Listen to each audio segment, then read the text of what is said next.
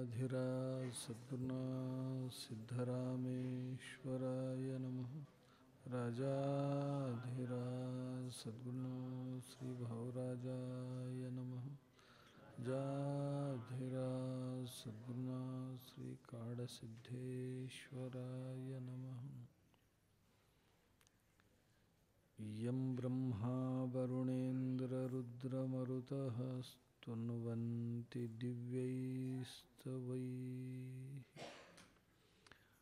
वेदैः साङ्गपदक्रमोपनिषदैर्गायन्ति यं सामगाः। ध्यानावस्थिततद्गतेन मनसा पश्यन्ति यं योगिनो यस्यान्तं न विदुःसुरासुरगणाः। देवाय तस्मै नमः। देवाय तस्मै नमः। देवाय तस्मै नमः।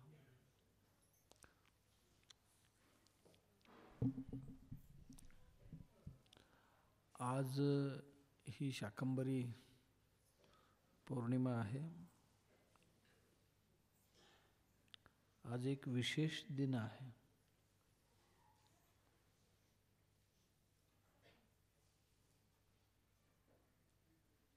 ही पौर्णिमा जसं देवी रेणुका आणि जमदग्नी प्रीत्यर्थ साजरा करतो या भागात, अखिल भारतीय स्तरावर 1376 च्या याच पौर्णिमे दिवशी एक महापुरुष जन्माला आलेले होते। बनारस जवळ एक छोटंसं गाव आणि चर्मकारांच्या घरात पती रघु आणि पत्नी कर्णादेवी यांच्या घरात त्यांना बरीच दिवस बाळ नव्हते आणि त्यांच्या शेजारी रामानंद स्वामींचे भक्त लोक राहत होते आणि हेही रामानंद मठात नेहमी जात असत।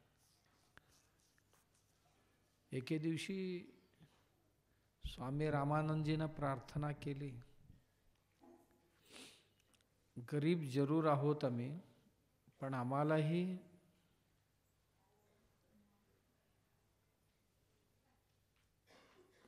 पुत्रापेक्षा आहे। मुलगा मुलगी काही चालेल, काहीतरी व्हावं।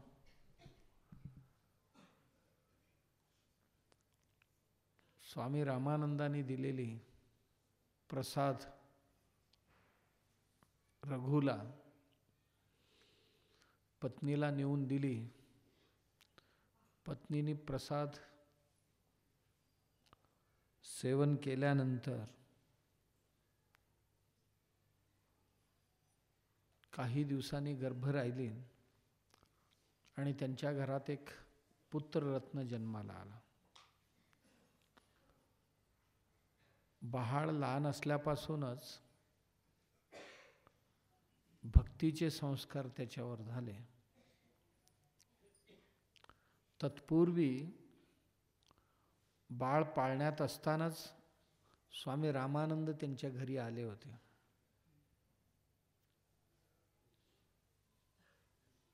त्यांनीच त्या बाळाला नामकरण केले होते।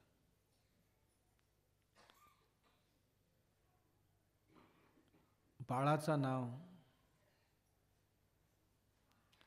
रैदास असावं असं।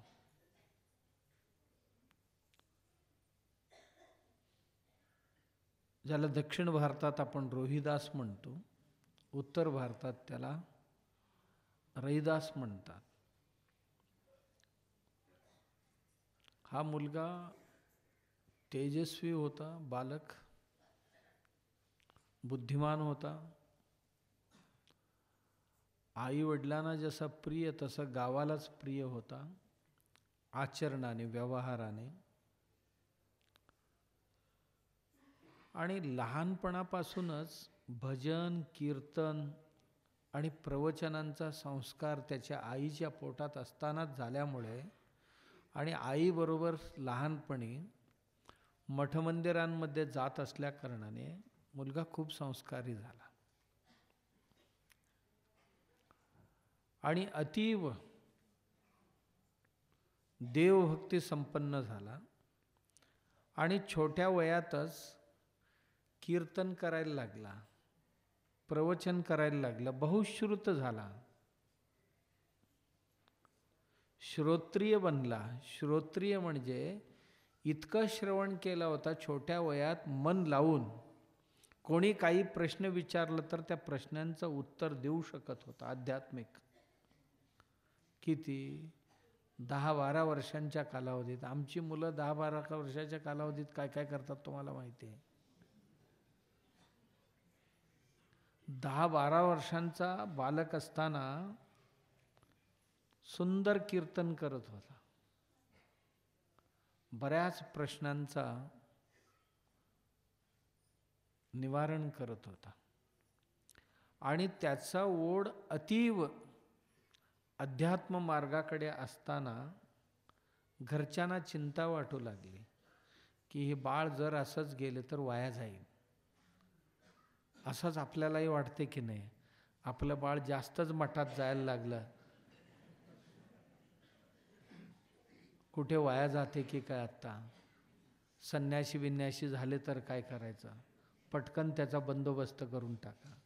म्हणजे काय बंदोबस्त करणं म्हणजे लग्न करणं. लग्नाला बंदोबस्त असा आपल्याकडे एक संकेत आहे.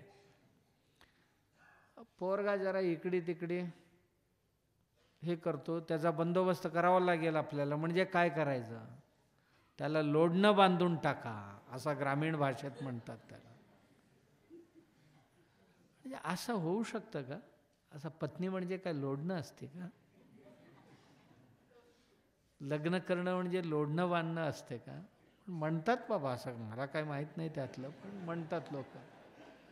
आणि रोहिदासांच्या घरातल्याने सुद्धा तेच केले की या मुलाची जी आवड आणि जी गती ज्या दिशेने चालली ते रोखण्यासाठी 12-13व्या वर्षी, त्यावेळी बालविवाह करण्याची प्रथा होती, बालविवाह करून टाकलं त्याचं. आणि ती एका अर्थाने फार चांगली असायची. मुलामुलींची बालविवाह केले की मुलगी यायची यांच्या घरात राहायला, पण ऋतुमती होईपर्यंत नवरा बायको हे त्यांना कळायचंच नाही. आणि इथे आल्यानंतर या घरचीच होऊन जायची. बालवयात लग्न केल्यानंतर हा एक फायदा होता की सगळ्यांचा स्वभाव अशी मिळतं जुळतं होऊन जायचं. कधीही त्या घरात मरेपर्यंत भांडण होत नव्हते, कारण लहानपणीच कोवळ्या मनाची असताना इथे आले आणि या घराला स्वीकारले. त्यामुळे नंतर भांडणाचा प्रश्नच येत नाही. आत्ता तुटायच्या बेतात असतानाच येतात, फक्त तुटण्याचं कारणच शोधत असतात. कारण आम्हाला रोज या सगळ्या ऐकावे लागतात. मला आठवड्यात एक 4-5 प्रकरण तरी आमच्याकडे येतात. स्वामीजी आत्ता काय करा, 6 महिने झाले, 8 महिने झाले लग्न होऊन, याच्यापेक्षा जास्त नाही, आत्ता काय करायचं, ह्याचा काय उत्तर देऊ. दोन्ही पार्टीचे असतात आमच्याकडे, काही एकच पार्टी असते असं नाही. वधू पक्ष आणि वर पक्ष, काय नवरा आणि नवरी दोघांचेही असतात. आम्ही त्यातला अनुभव शून्य असताना सुद्धा आम्ही मार्गदर्शन करतो, हे विशेष आहे. या संसारातल्या काहीही ज्ञात नसताना, माहीत नसताना सुद्धा आम्ही त्यांना मार्गदर्शन करतो. कशावरून? तुमच्यासारख्यांना विचारायचं पुन्हा. मग ते फक्त शंकातनं आलेले पाणी तीर्थ बनते, तसं स्वामीजी बोलले तर आमचं बरं होते. मग काहीही बरळू नये ना, म्हणून जरा असं माहिती घेऊन सांगावं काहीतरी. पुन्हा आमचे वकील साहेब असतात इकडे, ते त्यांना विचारायचं याच्या कायद्याची पक्ष काय काय आहेत. मग ह्या सगळ्या गोष्टींची विचार करून कोणाचं नुकसान होऊ नये. संसार म्हणजे असाच असतो. कारण पिकल्यानंतरच आलेले आहोत आपण. की मी हे सांगत होतो की बालवयात लग्न झाले तर काही फायदेही असतात. नुकसान बऱ्याच लोकांना दिसले की लहान वयात मुलं बाळं जर झाले तर शरीराचा वाढ वगैरे नीटनेटकं होत नाही, संतान चांगली होत नाही, असं बऱ्याच लोकांना दिसलं. पण आमच्या देशात अशी काही फार मोठी समस्या नव्हती ती बालविवाहाची. हे ब्रिटिशांच्या आणि अमकांच्या तमकांच्या ऐकून कोणाकोणावर काय. कारण आमच्याकडे आमच्या कोल्हापूरचे राजे राजर्षी शाहू महाराजजी यांची विवाहसुद्धा बालविवाह झाला होता. म्हणून काय बालविवाह झाल्याने काय बिघडत नाही, पण समज येईपर्यंत संयम राखावा लागतो. आणि ते संयम घरातली लोक सांभाळत असतात. पण मन त्या घराशी एकरूप होणं हा महत्त्वाचा असतो. दोन देह एकत्र येणं नाही आहे, दोन मन एकत्र येणं. आणि तो मन ज्या घरात राहते त्या घरातल्या प्रत्येक वस्तूशी संवादित होणं हे गरजेचं असतं. ते होत होतं. तसं ह्याचंही लग्न बालक रोहिदास जो होता त्याचं लग्न लहानपणीच झाले आणि होऊन सुद्धा फारसा काय फरक पडला नाही. मुलगी मोठी झाली ती सुद्धा, कारण घरात जी बघत होती बघून ती सुद्धा देवाधर्मातच अडकली. तिची सुद्धा कल आणि ओढ देवाधर्माकडे अधिक होता. मग वडिलांनी ठरवले की आपल्या दुकानावर बसवायचं याला. दुकान म्हणजे छोटीशी दुकान असायची. जुनं चप्पल रिपेरी करणे, नवीन चप्पल बनवणं आणि त्याची विक्री करणं. वैश्य म्हणतात त्यांना. वस्तू निर्माण करणं आणि विक्री करणाऱ्यांना वैश्य म्हणतात. म्हणूनच मी मागे आपल्याला सांगितलेले होतो, कर्मवृत्ती, वैश्यवृत्ती आणि ब्रह्मवृत्ती. जडापासून जड बनवलं तर कर्मवृत्तीची माणसं, चेतनापासून चेतन बनवलं तर वैश्यवृत्तीची माणसं. आणि लोकप्रबोधनासाठी देशाला समाजाला समर्पित होऊन काही संग्रह न करता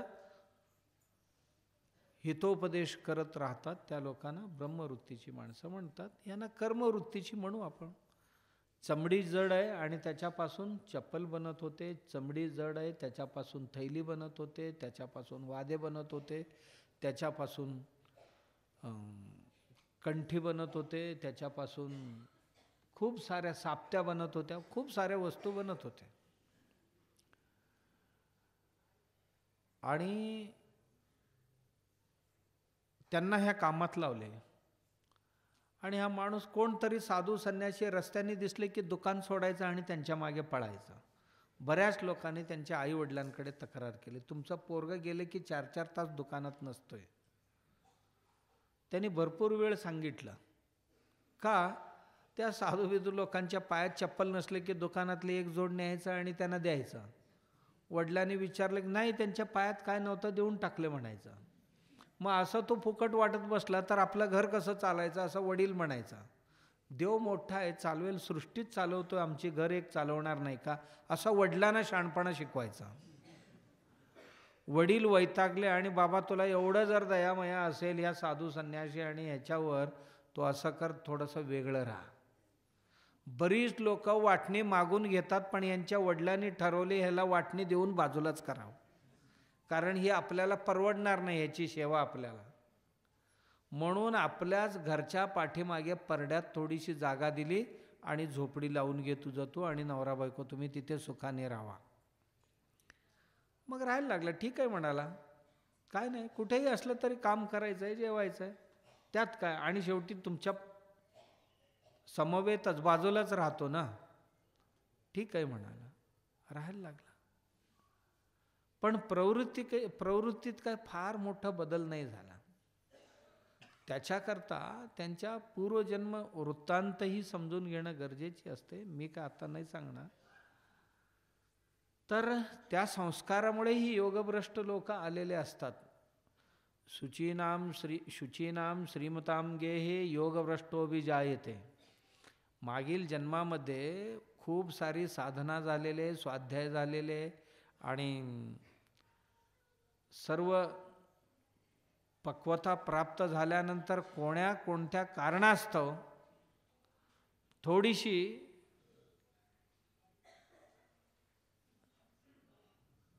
प्रमाद त्यांच्या हातून घडले आणि तेवढ्यात शरीर त्याग झाला आणि थोडीशी काम बाकी होती. तेवढ्याच कार्यासाठी ते आता नवीन जन्म धारण करून आलेले असतात योगभ्रष्ट लोक. आणि तीच अशी लहानपणापासूनच आपल्या याच्यात सर्व लीला दाखवत असतात.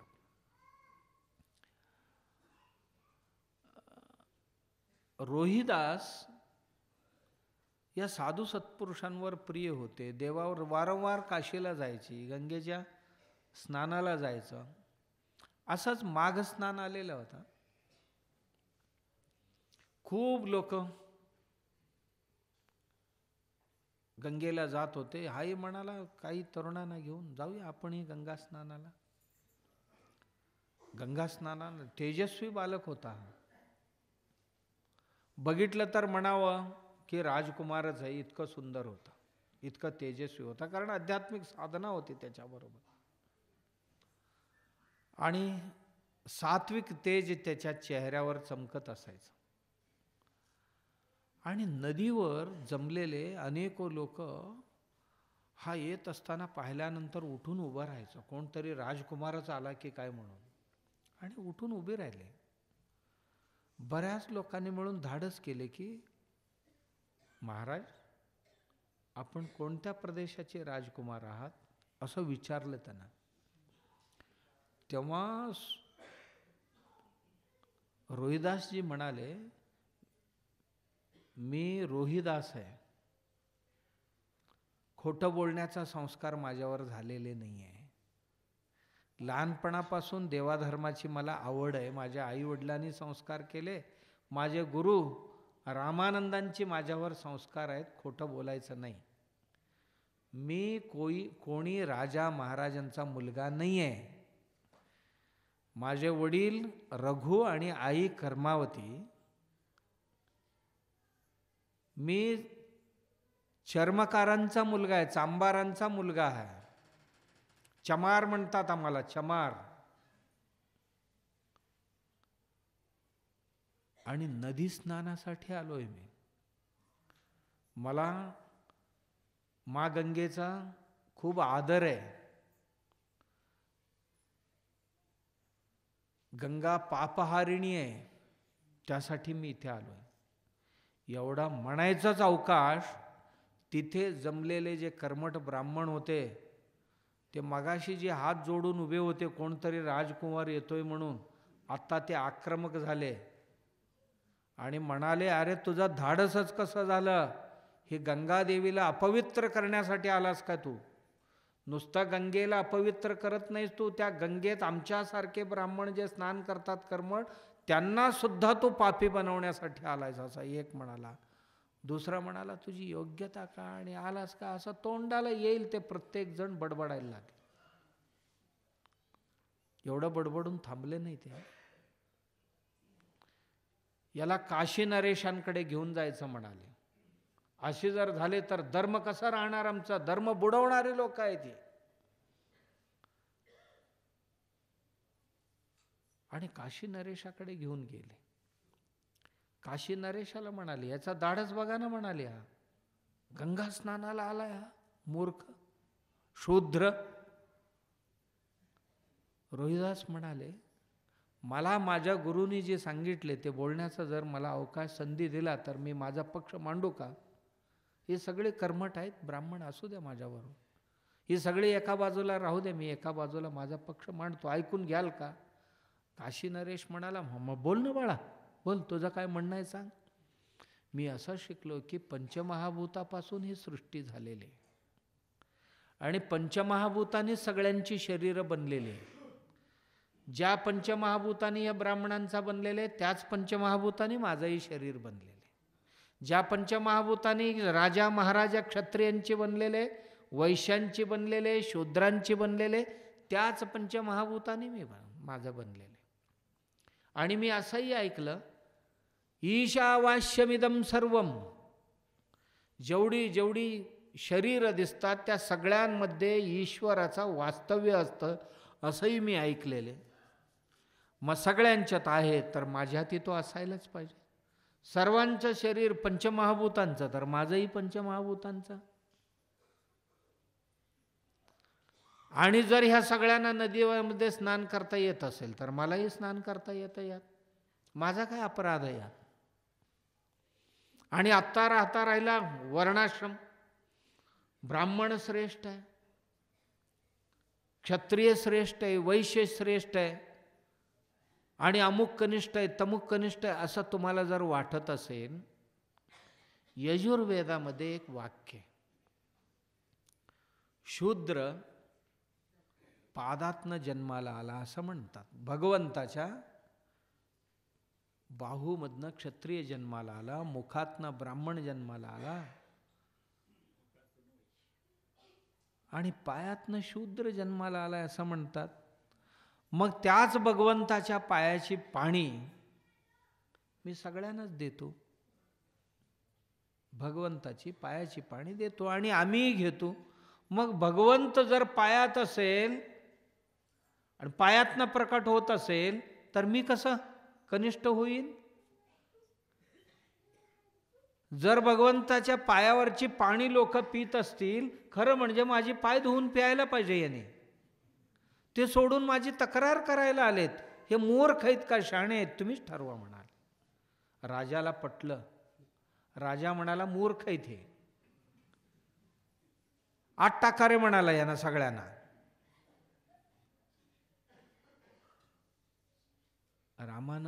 स्वामी महात्मा संत रोहिदास म्हणाले, माझ्या गुरुनी मला हे सांगितलं, माझ्या गुरुनी मला दीक्षा दिली, स्वाध्याय करायला सांगितले, तपश्चर्या करायला सांगितले, अध्ययन करायला सांगितलं.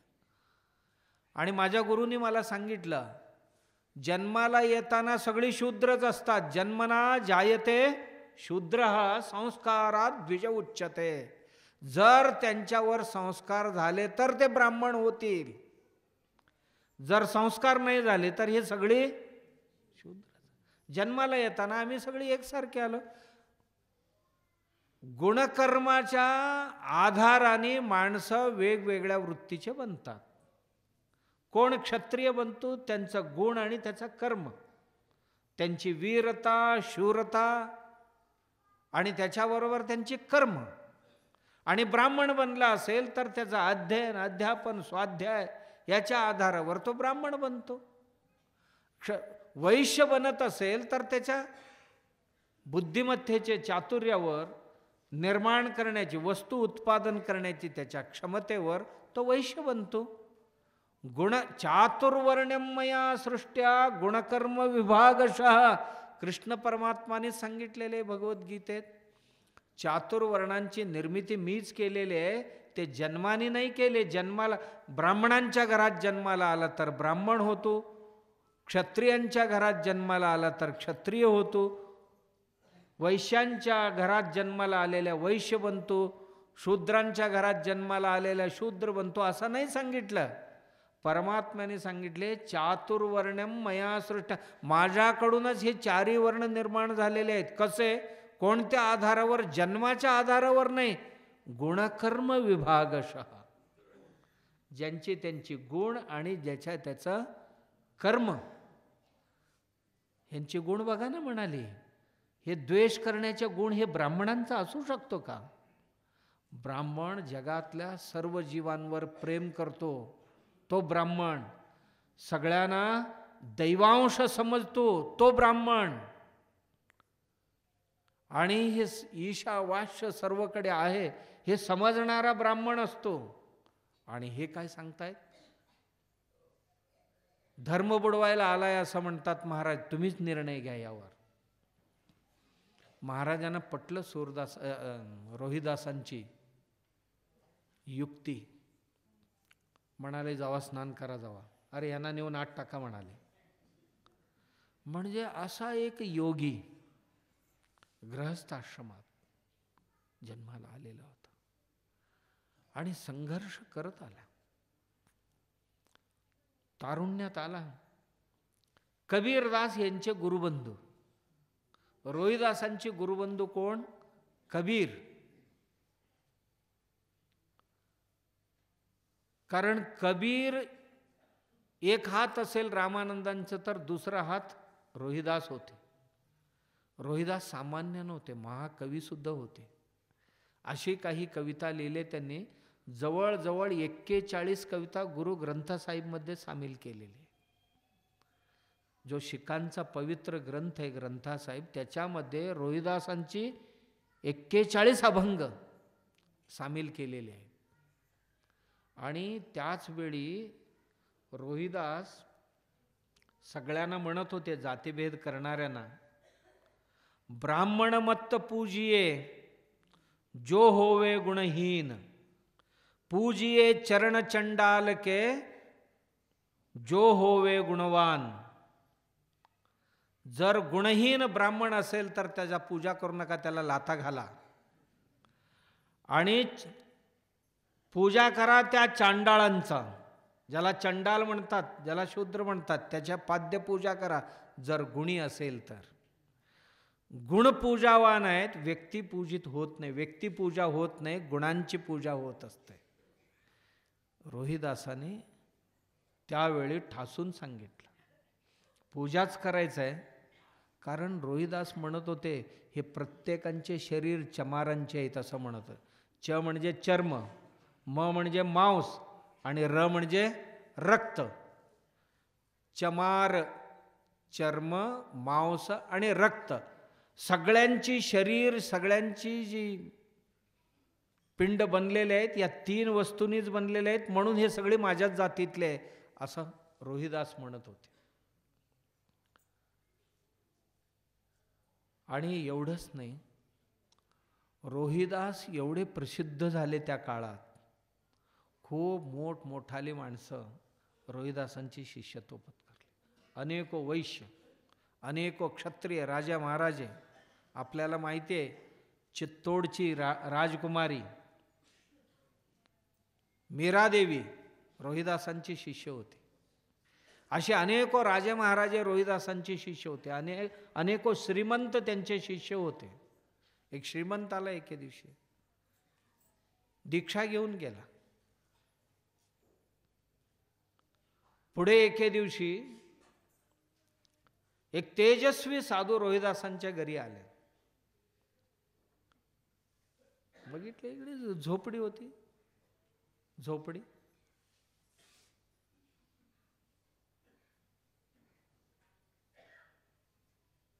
म्हणाले, अरे परिस्थिती फार बिकट दिसते तुझ्या संसाराचा. साधू तेजस्वी होते, एकदम आकर्षक व्यक्तिमत्व, आणि अधिकारवाणीनेच म्हणाले, हालाकीची दिसते परिस्थिती, आण तुझे रापी घेऊन ये. रापी आणला. यांनी जोळीतनं एक मणी काढली आणि रापीला लावला. लावल्याबरोबर रापी सोन्याची झाली. आनंद व्हायला पाहिजे ना रोहिदासला. रोहिदास घाबरला. महाराज हे काय? म्हटला, पोटावर पाय आणलात तुम्ही. माझी रापी लोखंडाची होती, चमडी कापत होती, त्याच्यावर आमचा परिवार चालत होता. आता हे सोन्याचं केलं, हे सोनं काय टिकणार आहे का म्हणाला हे कापायला? अरे त्यासाठी नाही आहे, तुझी संसारातलं दुःख दूर करून घे.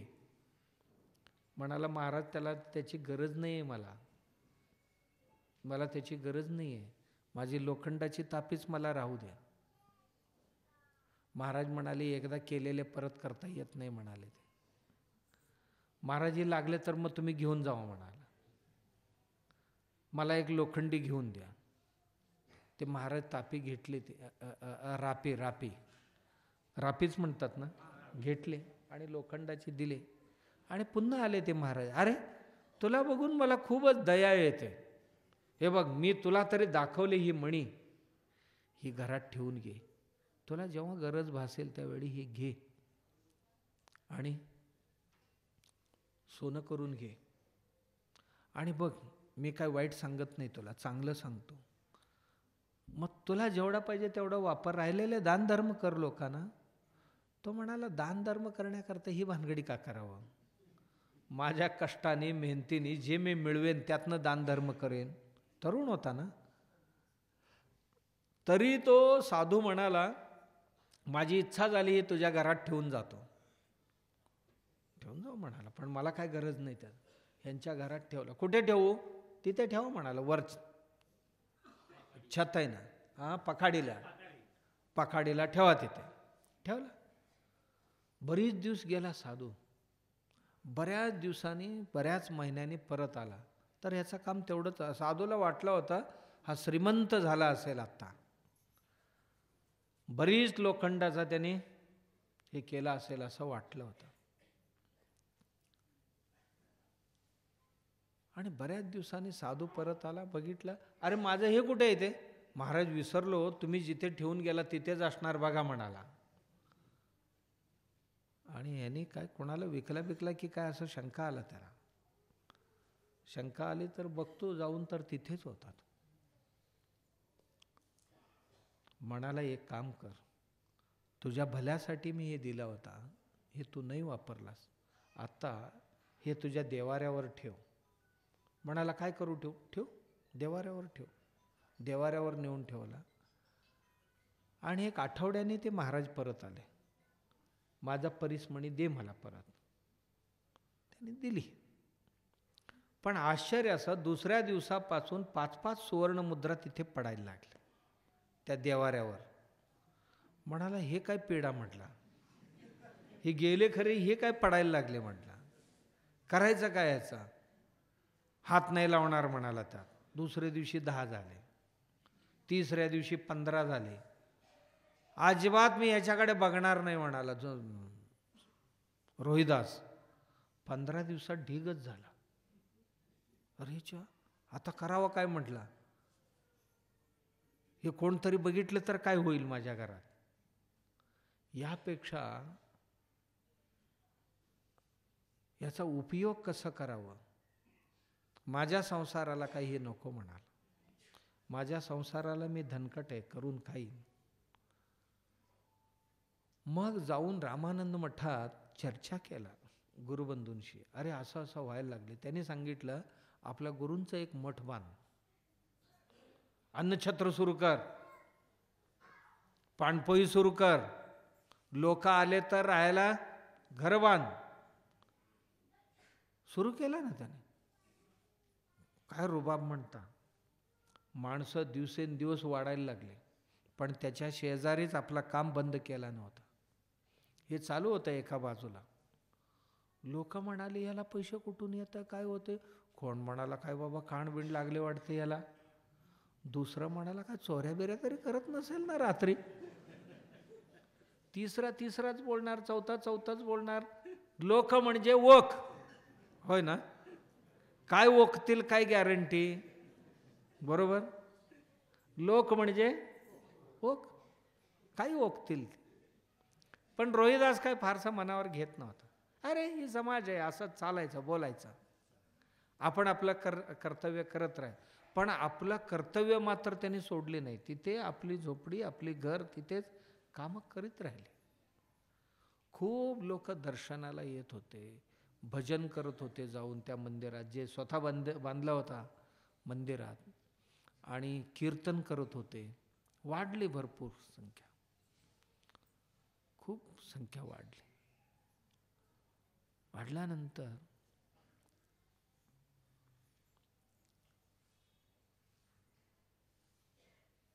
खूप माणसं आपापली समस्या घेऊन यायला लागली. जेवढा शक्य आहे तेवढी सांत्वना करत होते सर्वांचा. आणि एका बाजूला कबीर आणि एका बाजूला रोहिदास, हे 2 दिग्गज स्वामी रामानंदांसाठी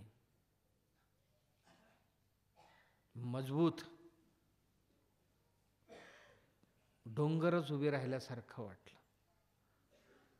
प्रचंड प्रमाणात अध्यात्माची प्रचार प्रसाराचा कार्य काशी प्रखंडामध्ये सुरू झालं. रोहिदास कधीही अहंकार नाही केले. रोहिदास म्हणत होते, अरे अहंकार किती दिवस टिकणार, कशाचा करायचा, आमचं काय आहे ते अहंकार करायला. म्हणून आपल्या कर्मामध्ये तल्लीन होते. असाच माघी स्नानाची सीझन आलेला आणि शेजारच्या प्रांतातला एक भटजी पुरोहित गंगा स्नानाकरता जात असताना याच्या घरासमोरनं जात होता, दुकानासमोरनं. त्याची चप्पल तुटलेली, एवढं रिपेरी करून जाऊया म्हणून दुकानात गेला. मग सुरू झाली, तुम्ही कुठून आला, तुम्ही कुठून आला, हेही विचारले तेही विचारले आणि म्हणाले मी अमुक अमुक गावचा पुरोहित आहे आणि आमच्या राजाने सांगितले गंगेला एवढा अर्पण करून या म्हणून. मी गंगेला राजांची काही जी भक्ती आहे ती अर्पण करायला चाललोय म्हणाला. मग चाललाय तर एक काम करा ना म्हणाला, माझी 2 आणे घ्या आणि गंगादेवीला अर्पण करा. अर्पण करू, पण हे बघा यजमान भटजी, एक गोष्ट लक्षात ठेवा, माझी जे धन आहे ना हे देताना गंगा नदीतनं जर हात वर आले तरच द्यायचं, नाही तर माझे पैसे परत आणायचं. गंगेनी जर हात वर करून जर स्वीकारली तर द्यायचं, नदीतनं हात वर आला देवी गंगेची तर त्या हातात ठेवायचा, नाहीतर माझे पैसे जसा नेलाय तसा परत आणून द्यायचा. तो भटजी म्हणाला मूर्ख आहे, म्हणाला नालायक आहे, काय चेष्टा करतोय का म्हणाला आमच्यासारखे विद्वानांचे. आणि गेला, जाऊन महाराजांची जेवढी अर्पण करायची होती ते केला नदी. आणि त्याला आठवण झाली पटकन, अरे अरे अरे त्या रोहिदासाने दिलेले तेवढा टाकायचं आहे म्हणून असा उचलला, असा फेकत होता आणि असं टाकण्यापूर्वीच नदीतनं एक हात वर आले आणि नाणं वरच्या वर झेलले आणि त्याचा गर्वभंग झाला. पाणीच पाणी झालं, घाम सुटलं त्याला.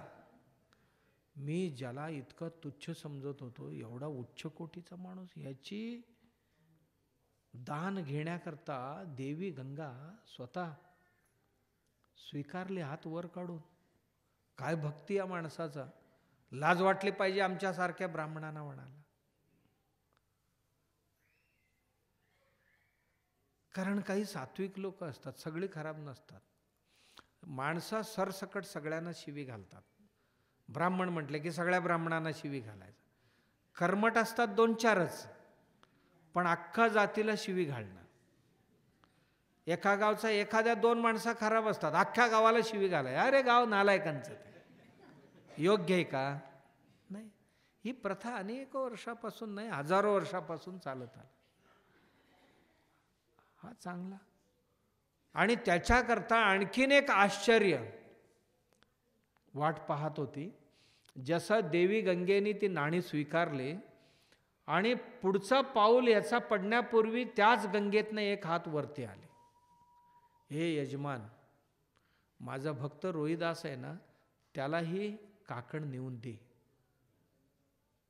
एक सोन्याचा काकण, सुंदर कुसरी काम केलेले, त्याच्या लेणी काम केलेले, कारिगरी केलेली, एक सोन्याचा आणि त्याला हिऱ्याने जडवलेले मडवलेले असं एक काकण दिली आणि माझ्या भक्त रोहिदासाला हे एक नेऊन दे. ठीक आहे म्हणाला. जाता जाता पुन्हा त्याची बुद्धी भ्रष्ट झाली. म्हणाला कशाला द्यायचं म्हटलं त्याला, त्याला काय कळणार आहे यातलं, आपल्या राजाला देऊ. राजा जर खुश झाला, राजा प्रसन्नम गजभूमी दानम, मला हत्ती देईल, जमीन देईल, काय काय देईल, राजालाच खुश करू म्हणाला. गेला आणि राजाला दिला. राजाही खुश झाला, आजपर्यंत असं काकण बघितला नव्हता.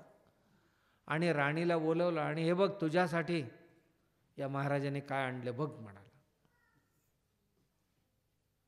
खूप खुश झाली राणी. पण राणी दुसऱ्या दिवसापासून सूर काढली. एकच घेऊन काय करायचं, एका हातचाच झाली, दुसरा हात तसाच राहिला. सुरुवात, राणीला चिंता लागली. सगळ्या राणींची चिंता असंच असते की नाही. एक हातात झाला, दुसरा आहे त्याच्यात कधीही संतुष्टी नाही. जे कमी आहे त्याच्यातच आपलं मन कायम असते. आहे जे भरलेले आहे त्याच्यात कधीही आपलं मन रमत नाही. आपलं मन कुठे रमते? जी कमी आहे तिथेच रमतं. मन म्हणते या हातात का नाही, या हातात का नाही. ही चिंता करत करत करत करत ती राणी खंगली. राजाला म्हणाली ती तसली आणा. नवरे सगळे, मी म्हणत नाही बाबा, असा एक सिनेमा वाचलं होतं मी, बोर्ड असा. मी कुठेतरी कोल्हापुरात गेलो होतो, आता 25-30 वर्षापूर्वीची घटना सांगतो. त्याच्यावर लिहिलेलं होतं, नवरे सगळी टिम टिम टिम टिम टिम, असा लिहिला होता. तर राजाही निघाला त्यातलाच, म्हणाला चांगल्या सोनाराला बोलवून आण रे, सोनाराला बोलू, गावातला 1 नंबरचा सोनार. हे बघ, हे काखण बघ, याच्यासारखेच दुसरं बनवून दे. नाही जमलं त्याला. याच्यापेक्षा शाणा कोण आहे बघ जरासा, धौंडी द्या गावात. दुसरं आणलं, त्याचाही जुळलं नाही. राणी म्हटले हे जुळत नाही म्हणाल. 2-4 लोकांची केले, जुळलं नाही. आणि राणी तिकडे अंथरुणात कानात झोपली. आणि राजाला वाटलं आता मरती की काही काकणापायी. आणि मग त्या भटजीला बोलवले. भटजी इकडे ये म्हणाले. खरं सांग, हे कुठून आणलास? तो सांगितला नव्हता, गंगादेवीनी दिली होती, रोहिदासला दिली होती, मी चोरून इकडे आणली. तो कशाला सांगेल? आपल्याला द्यायचं आणि बक्षीस घ्यायचं म्हणून आलेला माणूस. त्याला म्हटले खरं सांग, नाही तर तुला फासावर चढवेन. म्हणाला महाराज खरं सांगतो, रोहिदासने 2 आणे दिली होती, मी गंगेला दिली तर तिने हातात घेतली आणि त्याला द्यायला ही काकण दिली होती. मग जा तिच्याकडनं आण दुसरा. एक तर काकण आणायचा, नाही तर वर जायचं, दोन्हीपैकी एक निवडायचं. म्हणाला आत्ता मेलोच मी. मग असं मरण्यापेक्षा रोहिदासाच्या पायावरच पडून मरेन म्हटला. रोहिदासांच्या घरी गेला. रोहिदास म्हणाला बाबा त्यावेळी मला वाटलं होतं दिला होता, आता कुठनं देऊ म्हणाला, मला काय माहिती. नाही जमणार म्हणाला. बाबा माझा जीवन मरणाचा जीवन मरण तुमचे आहे, माझा काय संबंध आहे म्हणा, मी का असं करायला सांगितलेले तुम्हाला? नाही म्हणा. भटजी म्हटलं आता मरणाशिवाय पर्याय नाही. आपल्या काही ज्येष्ठ मंडळी होती, पुरोहित, त्यांना म्हणाला राजांना समजवा ना कसा तरी, नाहीतर राजांना असा करा, राजा राणी दोघांनाही यांना शरणागती पत्करायला सांगा. कोणाचा? रोहिदासांचा. सगळी पुरोहित एकत्रित झाले, ज्येष्ठ.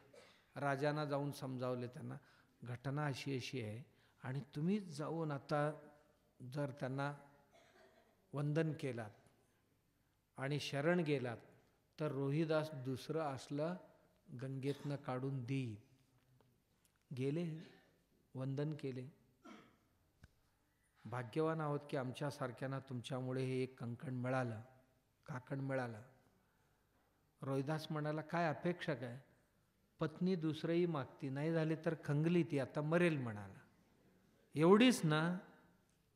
मन चंगा तो कटोती में गंगा करून त्या कुंडीमध्ये हात घातला, गंगादेवी कुंडीत प्रकट झाली आणि एक कंकण दिली. घेऊन जाऊ ना.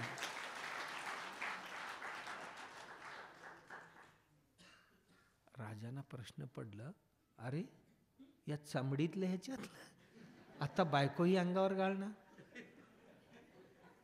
अंगावर घाल. पण मनातल्या मनात वाईट वाटलं, पण बायकोच्या समाधानासाठी घेतले आणि गेले. पुढे कोणतरी राजांना सांगितलं, राजा असं नाही चालणार, तुम्ही त्यांची भक्त व्हा, शिष्य व्हा, तर तुमचा उद्धार होईल. इकडी तिकडी सगळीकडे मोठमोठी माणसं येऊन रोहिदासांची शिष्यत्व पत्करत होते. असाच एक राजाला कोणतरी उपदेश केली होती. त्याचं नाव आहे पापू, असं त्याचं नाव आहे, पापू, राजा पापू. तो आला आणि रोहिदासजींना वंदन केला, म्हणाला मला शिष्य म्हणून स्वीकार करा आणि माझा उद्धार करा. मला ज्ञान पाहिजे आपल्याकडून. ज्ञान पाहिजे तुम्हाला, घ्या म्हणाला. त्या कुंडीतलं पाणी काढलं आणि दिला, हे तीर्थ घे म्हणाला. त्याच्यासमोर चमडी भिजत पडले त्यात, आणि त्यातलं पाणी काढला, दिला, घ्या म्हणाला. तो घेतला, पण प्यायचा काही इच्छा नाही झाली. हळूच असा घेऊन बाजूला सोडून असा असा पुसला, आपल्या अंगवस्त्राला असा पुसला आणि बाजूला टाकला. रोहिदासांचं लक्ष होता, अरे अभिमान अजून गेला नाही. अभिमान गेला, अभिमान सांडा मुक्ती रोकडा, तुकाराम महाराजांचा अभंग आहे. अभिमान जर सांडला माणूस तर त्याला मुक्ती उदारी नाही, रोकड असते. आमच्या सगळ्यांचीच मुक्ती कशी अडकले, ते अभिमानातच अडकले. बरोबर. उद्यावरच का चालले, तर ते सगळे अभिमानात अडकलेले. आणि धाड धाड धाड धाड राजा घरी गेला, झक मारायला आलो म्हटला याच्याकडे, आणि ह्या त्या कुंडीतलं पाणी दिलं मला. तीर्थ म्हणतो याला, नालायक म्हटला.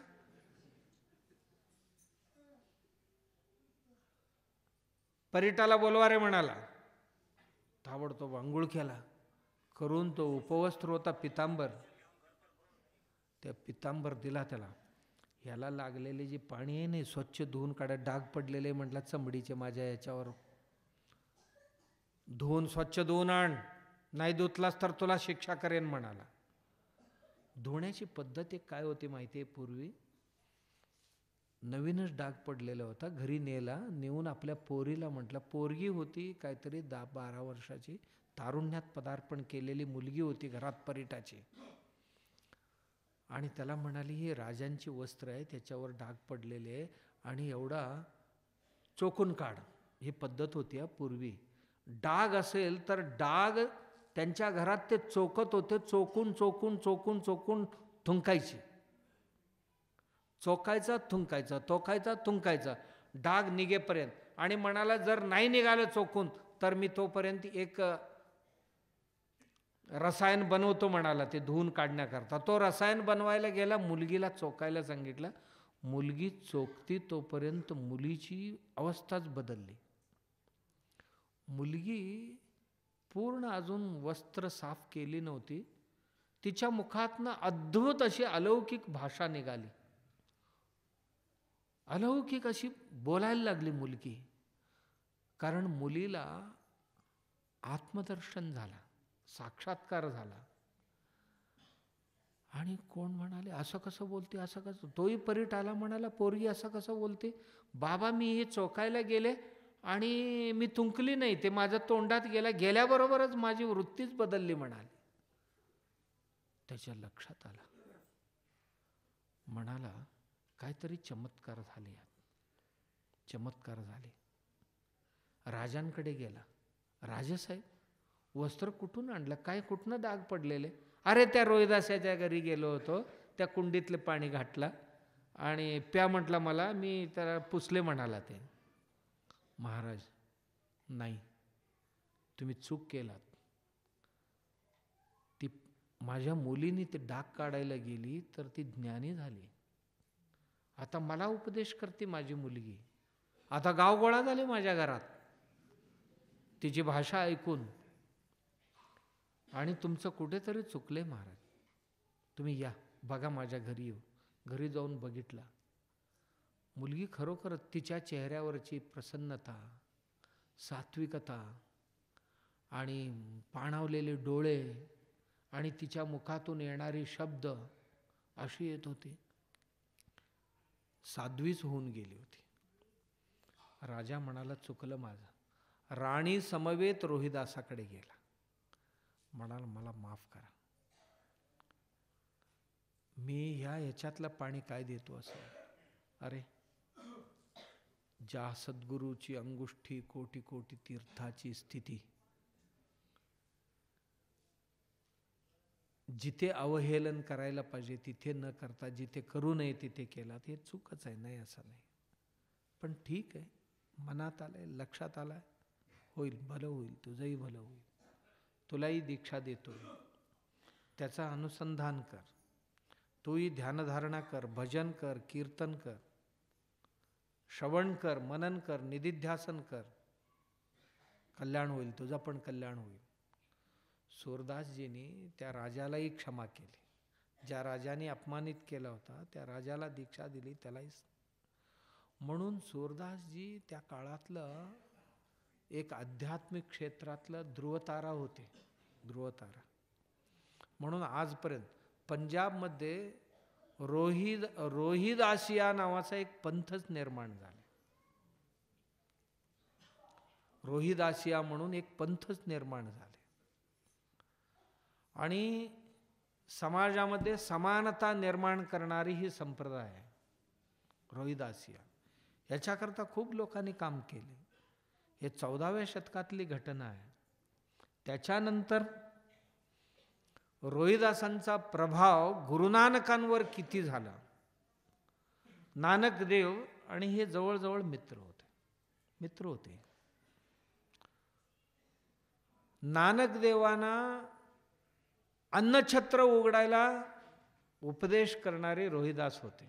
जे लंगर म्हणतो आज आपण, शीख धर्मात लंगर म्हणतो, हिंदू धर्मात आपण त्यांना अन्नछत्र, अन्नप्रसाद म्हणतो.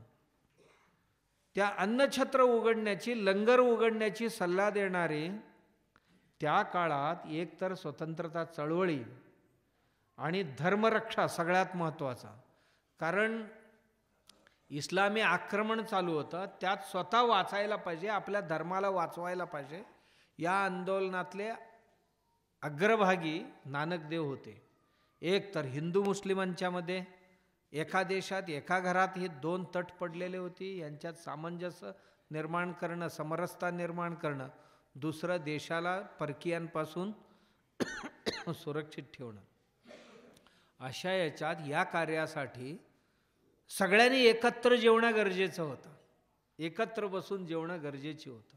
महाप्रसादाची प्रथा ह्यातनंच निर्माण झाली. माणसं एकत्र आले, बसले, जेवले तर एकमेकांबद्दलला रोष द्वेष संपतील, एकमेकांची सुखदुःख सांगतील, वाटून घेतील. याकरता अन्नछत्र खोलली गेली पाहिजे, महाप्रसाद झाला पाहिजे. म्हणून रोहिदासांनी केलेले उपदेशाचा परिणाम म्हणून स्वर्ण मंदिरमध्ये पहिला लंगर उघडला गेला, अन्नछत्र उघडला गेला. रोहिदास एवढे म्हणून. आणि जे शीख पंथ आहे त्या पंथामध्ये सुद्धा जातीवाद प्रचंड प्रमाणात आहे. जाट आणि राजपूत मंडळी जे शीख बनलेले आहेत ते स्वतःला खूप श्रेष्ठ समजतात, अन्यांना कनिष्ठ समजतात. त्यांना सुद्धा रोहिदासाने खूप सुंदर सुंदर उपदेश केलेले.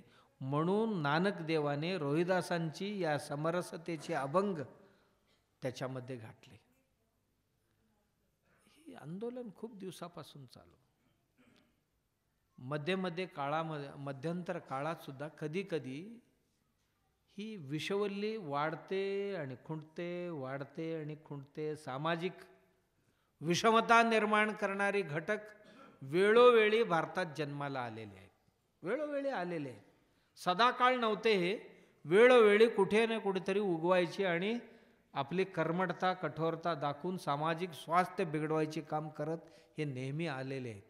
आणि ह्याच पंक्तीत पुढे या 1920च्या आसपासला एक आंदोलन सुरू झालं. ज्या आंदोलनामध्ये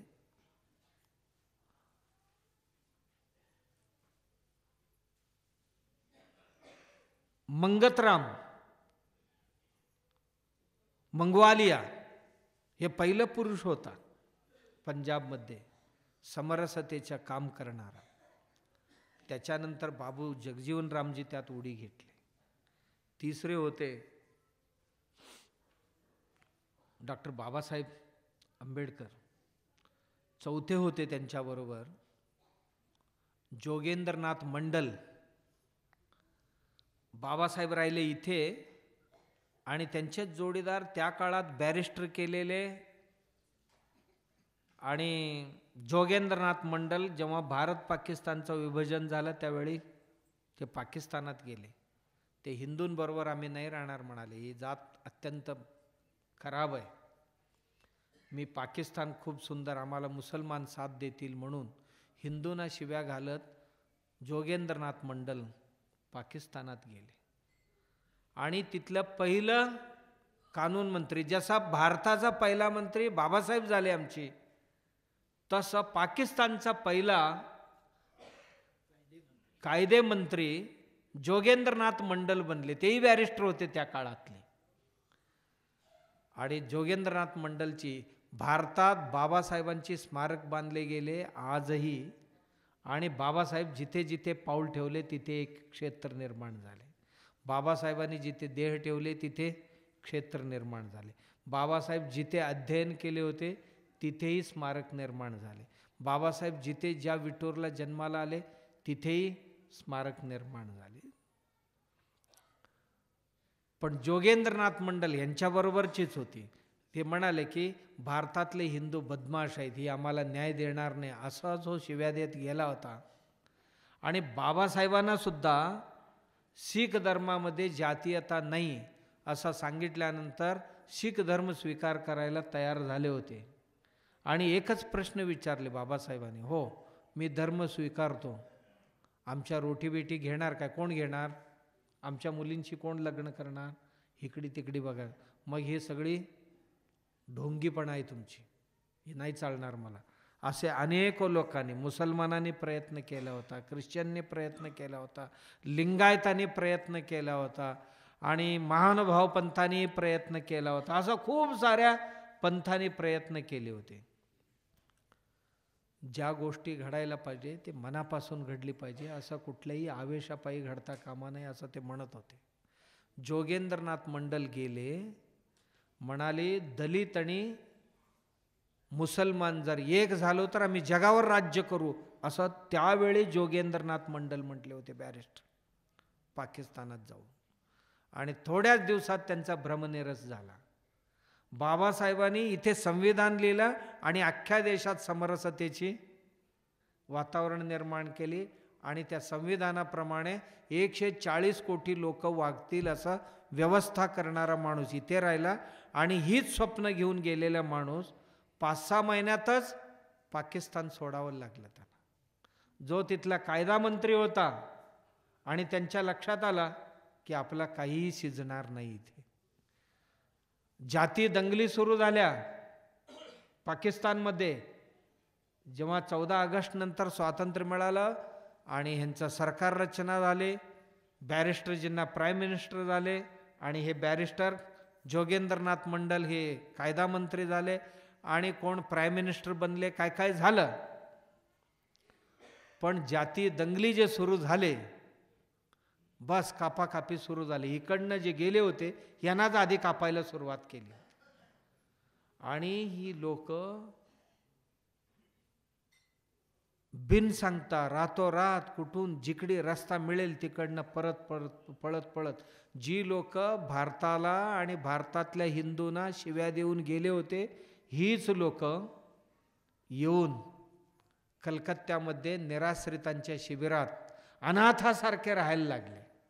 आणि जोगेंद्रनाथ मंडल त्या कळपात पुन्हा भारतात आला आणि शेवटपर्यंत ओळख दिला नाही. लाज वाटला त्याला, मी ज्या देशाला ज्या धर्माला शिव्या देऊन गेलो आणि पुन्हा मला इथेच यावं लागलं.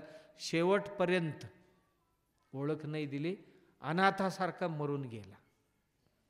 आणि दुसऱ्या बाजूला बाबासाहेबांचा सन्मान झाला इथे या देशात. का? इथे हिंदू होते. हिंदूंमध्ये समता हे इनबिल्ट आहे. हा जरूर काही प्रवृत्ती कधी कधी निर्माण होत असतात, सदाकाळ सर्व काळ नसतात, पण असतात. गाव म्हटले की असतात. घर म्हटले की घरात एखादा खडूस नसते का? अख्खा घराला खडूस म्हणता येईल का? नाही आहे. असा एक समरसतेचा मंत्र देणारा महात्मा या देशात होऊन गेले. आणि इतका तेजस्वी महापुरुष आणि अख्खा देश हलवून टाकले होते त्या काळात. आजही सूरदासजींच्या ओव्या देशभर गायले जातात उत्तर भारतात. कारण हिंदीत असल्या कारणाने हिंदी पट्ट्यात प्रत्येकांच्या मुखात सूरदासांची ओव्या आहेत. रोहिदासांची, सूरदास नाही, रोहिदासांची ओव्या प्रत्येकांच्या मुखात. आणि कोणी माणूस बोलला तरी एक ओवी घेऊनच बोलतो.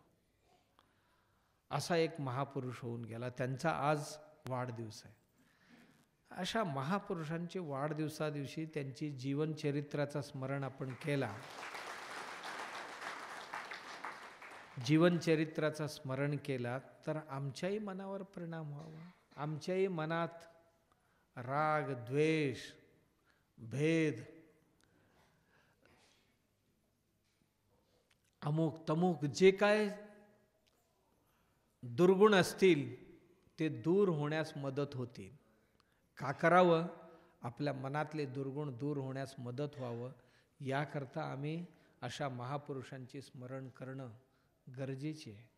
आणि आम्ही आमच्या मनातलं या महापुरुषाच्या स्मरणानिमित्ताने आमच्या मनात जातीभेद, धर्मभेद, पंथभेद, लिंगभेद, गरीब श्रीमंताचा भेद किंवा अन्य कुठल्या प्रकारचे भेद, भाषाभेद, प्रांतभेद, ह्या सगळ्या भेद पुसले गेले पाहिजे. आम्ही सर्वजण त्या भगवंताची मुलं आहोत हे मनापासून वाटलं पाहिजे. नाटकीयतेसाठी नाही, दाखवण्यासाठी नाही. बरीच लोक दाखवण्यासाठी नाटकं करतात. जसं की इफ्तार पार्टी आले की गोल टोपी लावला आणि जाऊन, मनापासून नाही. मग मनापासून नाही तर दे ना पोरगी एखादा त्याला, आणि त्यांची एक पोरगी कर ना. ना ते देत ना तू देत. नाटकं नाही झालं पाहिजे. करायचं आहे तर ज्या गोष्टी आहेत ते मनापासून झाल्या पाहिजे. आणि ही शिकवण, ही अध्यात्म हीच आहे. आम्ही सगळे मनुष्य मात्र आध्यात्मिक क्षेत्रात प्रवेश पात्र असतो. मनुष्यच नाही तर तो काय अध्यात्म करणार आहे? जो मनुष्य आहे तोच महादेव बनणार आहे. जो नर आहे व तोच नारायण होणार आहे, नारायणी होणार आहे, काहीतरी होणार आहे. म्हणून आमच्या मनातली जसं प्रार्थना केली ज्ञानदेवाने, दुरितांचे तिमिर जाव, विश्व स्वधर्म सूर्य पाव. मी पुढचं म्हणणार नाही, जो जे वांछील तो ते लावू. म्हणजे तुम्ही काय काय मागाल, काय गॅरंटी बाबा. पण आपल्याला आजच्या पुरतं तरी एवढंच मागायचं आहे, माझ्या मनातलं जे काय किलमिश आहे, भेद आहे, माझ्या मनातली उच्च नीचतेची भाव आहे, तो कायम कायम कायमसाठी माझ्या मनातनं निघून जावं अशी आपण भगवंताचरणी जर प्रार्थना केली तर रोहिदासांची जयंती साजरी केल्यासारखं होईल. अशा पद्धतीची समरसतेची भावना, बुद्धी सद्गुरू भगवंता सर्वांना देऊ ही गुरुचरणी प्रार्थना. राजा